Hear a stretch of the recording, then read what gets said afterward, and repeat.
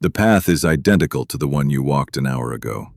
The twisted roots, the suffocating canopy. Everything is exactly the same, yet the silence is louder, deeper.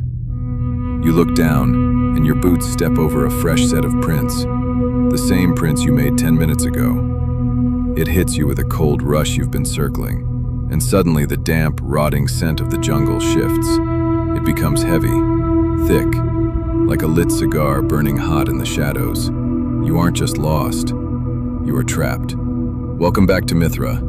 If you've ever felt the terrifying vertigo of a landscape actively working against you, stay with me. Because today, we are diving deep into the brush of the Philippine archipelago to confront a creature built to make you lose your way and your mind. The Tikbalang. Today, pop culture presents the Tikbalang as a straightforward monster, a towering beast with human muscle and the horrifying, elongated skull of a stallion. It is the iconic cryptid of the Philippines. But the roots of this entity are older, stranger, and far more unsettling than a simple horseman in the woods. This is not just a monster. It is a reflection of a landscape violently resisting control. Long before Spanish galleons anchored off the islands, indigenous animist beliefs saw a jungle crowded with entities. These were the Anitos. In the earliest stories, the being that would become the Tikbalang wasn't a horse at all. Horses were not native to the islands. They came with the conquerors. Instead, this early entity was an amorphous, fluid guardian spirit chained to ancient balete trees.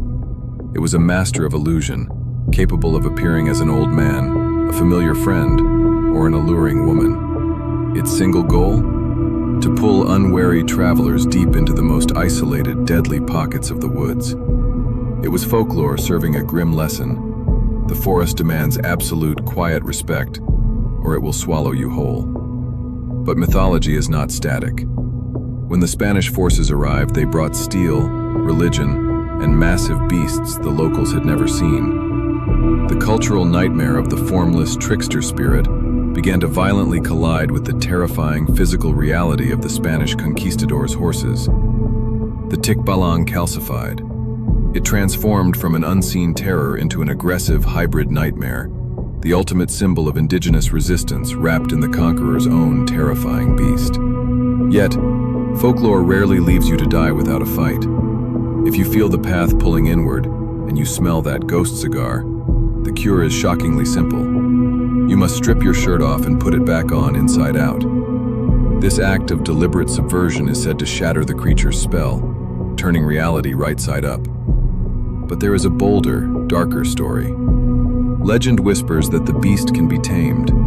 If you have the nerve to leap onto its back, endure its bone-rattling fury, and pluck 3 golden hairs from its mane, the Tikbalang becomes bound to you. It transforms from a nightmare into a deadly asset. So I have to ask, if the jungle turned against you, what is the one thing you'd trust to get you out? Let me know in the comments. If you thrive on the dark, psychological roots of ancient myth, hit that subscribe button, follow the Mythra page, and like this video. It keeps us exploring the shadows.